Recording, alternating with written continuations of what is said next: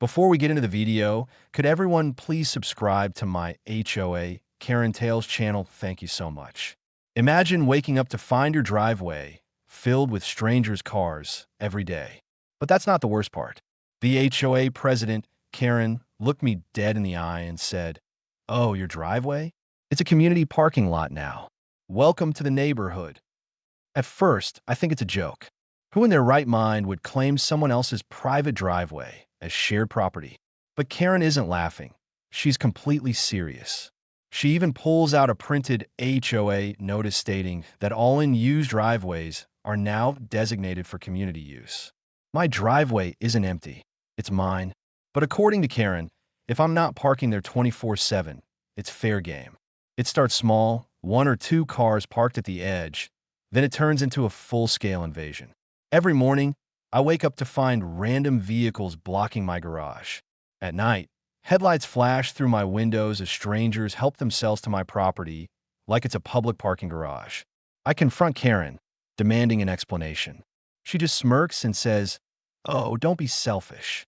The community needs more parking spaces. You should be happy to help." I argue, but she cuts me off with a fake sweet voice. "If you have a problem, take it up with the HOA." Fine, I'll take it up with the HOA. I show up to the next meeting expecting a fair discussion. Instead, I'm laughed at and told the vote was already finalized. "Majority rules," Karen says smugly. I point out that I never agreed to this, but she just shrugs. They didn't even ask for my vote. The next day, the final straw drops. I wake up completely trapped. A huge SUV is blocking my garage. No note, no warning, just a wall of metal blocking my exit. Furious, I call a tow truck, but before they can even hook the car, Karen marches up, arms crossed. "Oh, no, no, no. This is community property now. You can't tow a legally parked car." I nearly lose it. This isn't a joke anymore. I'm being held hostage in my own home by this insane HOA president. But if Karen thinks she's won, she has no idea who she's messing with. I pull out my phone, dial the tow company again, and tell them to come back. Karen watches, arms crossed, then pulls out her own phone. A few minutes later, my tow request is mysteriously canceled. How is this even legal? If the HOA wanted to play dirty, I'd bring the rule book to war. I wasn't about to let some power-hungry HOA, Karen, turn my private driveway into a free-for-all parking lot. If they wanted to fight, I'd fight smarter. I start digging deeper into what's really going on. At first, I assume this is just Karen being Karen, a control freak who gets off on making people's lives miserable. But then I notice something odd. The same cars keep showing up. One day, I catch a guy getting out of his car, pulling cash out of his pocket, and handing it to Karen. I don't think much of it first. Maybe they're just friends. But then I see it happen again and again. It hits me. Karen is running a parking racket. She isn't just letting random people park in my driveway. She's renting out my property to her buddies. And pocketing the cash, I'm fuming. I march straight to the next HOA meeting, documents in hand, ready to go nuclear. I lay out everything. The unauthorized vote, the fact that I never agreed to this, and the fact that Karen is literally making money off of my driveway. The response? They laugh in my face. Karen smirks. "Oh, honey, the community already voted. You should have attended the meeting." I grit my teeth. "There was no meeting. You never told me about it." One of her little minions pipes up. "We posted the notice on the community Facebook page." I check. The post was made at 3 a.m., a single post buried under a dozen gardening tips and lost pet announcements. It wasn't a vote. It was a scam. Fine. If the HOA won't listen, I'll take it to the city. I file a complaint with the local zoning office. I expect justice. Instead, I get a bureaucratic brick wall. The city clerk barely looks at my paperwork before shaking her head. "Unfortunately, since your neighborhood falls under HOA jurisdiction, we can't interfere." I clench my fists. "So you're telling me they can just steal my driveway?" She shrugs. "It's private property, but they can set rules for community use." I storm out. That's when I realize something even worse. Karen isn't just a power-tripping HOA tyrant. She has friends at City Hall. The game is rigged. Every avenue I try leads back to Karen and her HOA cronies. I sit down that night, determined to find something anything that can turn this around. That's when I stumble upon a hidden bylaw buried deep in the HOA's legal fine print, and it changes everything. A single loophole. If my driveway is officially considered community space, then I have the legal right to charge for access. Karen wanted my driveway. Fine. She and her minions were about to start paying for it. The toll booth plan was on. Karen thought she could steal my driveway and get away with it. She had the HOA on her side, the city looking the other way, and her little racket bringing in easy money. But what she didn't know was that her own HOA bylaws had given me the perfect legal weapon. If my driveway was technically community property, then according to another section of the HOA guidelines, I had the right to levy fees for maintenance, access, or usage of personally owned property deemed a shared community asset. That meant one thing: I could start charging. I get to work immediately. Overnight, I build a professional-looking toll booth at the end of my driveway. A foldable parking arm gate I found on Amazon, a brightly lit toll sign that reads community parking fee, $50 per day. Violators will be towed, and a motion-activated security camera because I knew Karen would try something shady. The next morning, the chaos begins. Karen's first reaction? Shock and rage. The usual freeloaders pull up to my driveway and slam their brakes. One guy gets out looking confused, then starts snapping photos like I'm crazy. Moments later, Karen storms over, face bright red. "What is this?" she screams. She's pointing at the sign. I fold my arms. "Oh, just the new HOA-approved parking policy you guys made. My driveway is community property, right? Well, I'm just following the rules. Access to my land isn't free." Her jaw practically unhinges. "You can't do this." I shrug. "Actually, I can. According to HOA Bylaw Section 14A, property owners can charge fees for the upkeep and maintenance of community-used private spaces. You all voted to make my driveway a shared lot, so now it's a paid lot." She stares at me, seething, then whips out her phone. I already know who she's calling. The HOA's legal threat that backfires. Not even an hour later, the HOA's lawyer emails me. They're demanding I remove the toll booth immediately or face fines and legal action. They claim I'm violating the community aesthetic and imposing an unauthorized fee. I fire back with receipts. I highlight their own bylaw allowing for fees on shared property. I attach a detailed invoice listing my costs for driveway maintenance, repainting, and security. I even add a section about towing fees, which I now have full legal right to enforce. Within 24 hours, the lawyer backs off. Why? Because I was right. The sweet, sweet money rolls in. With Karen powerless, the next phase of my plan kicks in. I start enforcing the toll.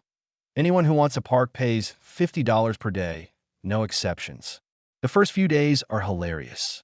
Some of the HOA bootlickers actually pay. Some drivers curse at me and leave. A few try parking there anyway, but now I can legally tow them. Oh, and the best part, some of the neighbors actually support me. They hate Karen's HOA dictatorship and start donating money to my cause. That's when Karen realizes she's losing control. Cliffhanger, the HOA's next dirty trick. Karen calls the cops. One evening, I hear sirens. Karen is standing at the edge of my driveway, smug as ever, next to a police officer. "This is illegal," she says, arms crossed. "You're extorting the community, and the police are here to shut you down." I smile. "Oh, I'd love to hear what the officer thinks about that." She has no idea what's about to happen next. Karen really thought calling the cops would help her. Spoiler, it didn't. The cops arrive and immediately side with me. I stand there, arms crossed, as the officer steps up and looks at the situation. He eyes the toll booth, the sign, and then looks at me. "Sir, can you explain what's going on here?" I nod, completely calm. "Absolutely, officer." This woman, Karen, the HOA president, declared that my private driveway is now community parking. I looked at the HOA bylaws, and it turns out I'm allowed to charge fees for shared property maintenance. So I set up a legal toll booth. That's all. Karen jumps in, voice dripping with fake concern. "Officer, this man is charging people outrageous fees and illegally blocking access to a designated community parking lot." The officer frowns. "Ma'am, Is this man's driveway actually his private property? Karen hesitates. Well, yes, but the HOA, the officer holds up a hand, so it's his private property, meaning he can charge access just like any other private lot. Karen's face turns ghost white. The officer nods at me, looks legal to me. Then the killer moment, he turns back to Karen. Actually, ma'am, it's illegal to use someone else's private property without permission. That could be considered trespassing. Karen gasps like he just slapped her. I watch in pure satisfaction as the officer warns her that if she keeps harassing me, I could file for a protection order against the HOA. Karen is fuming, but she's not done yet. Karen's screeching meltdown goes viral. A few neighbors have been filming the entire exchange, and as soon as the cop leaves, Karen loses it. She stomps her foot, screams about respect, and how dare you defy the HOA. She even threatens to sue the entire neighborhood for harassment. Within hours, the video is all over the neighborhood Facebook page. By the next day, it spreads even further. Suddenly, Karen isn't just an HOA menace. She's internet famous. And just when she thinks things couldn't get worse, the HOA's emergency lawsuit backfires spectacularly. The next morning, I wake up to a certified letter from the HOA's lawyer. They're suing me, claiming I violated HOA policy, demanding thousands in damages, and threatening to foreclose on my house. I laugh. They just made a huge mistake. Not only do I have all the legal paperwork to shut them down, but I also have something they don't know about: the counter lawsuit and the HOA's fatal mistake. I call my lawyer. After reviewing my case, he grins. Oh, this is going to be fun. First, we countersue. We hit them for property rights violations, harassment, and financial damages for legal fees. But then my lawyer finds something even better. While digging through HOA financial records, we discover massive discrepancies. Money is missing, tens of thousands of dollars. Turns out, Karen and the HOA board have been funneling money for maintenance that never happened. This isn't just HOA drama. This is embezzlement. Cliffhanger. The HOA is in serious trouble, but what happens next is even worse for Karen. As we prepare for the lawsuit, an anonymous whistleblower, a former HOA treasurer, comes forward with evidence of Karen's fraud. Now it's not just a lawsuit, it's a full-blown legal investigation. And Karen? She has no idea what's coming next. Karen thought she was untouchable. She thought she could bully me, scam the neighborhood, and run her little parking scheme forever. But once the legal machine started rolling, it didn't stop. Neighbors turned against the HOA. At first, the other board members tried to defend Karen, but once word spreads that she's been stealing HOA funds, they start jumping ship. The treasurer resigns overnight. The secretary disappears and refuses to answer calls.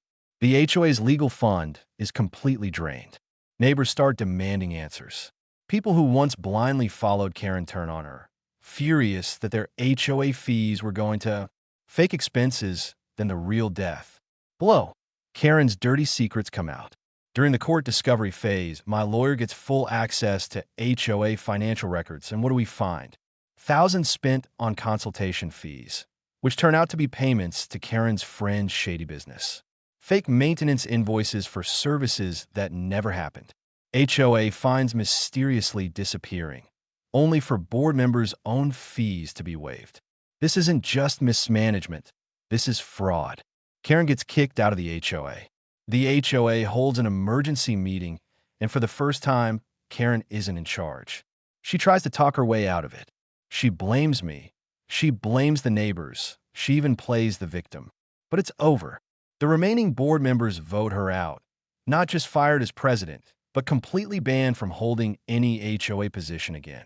And it gets worse. The HOA is forced to pay me back. Remember when they tried to sue me?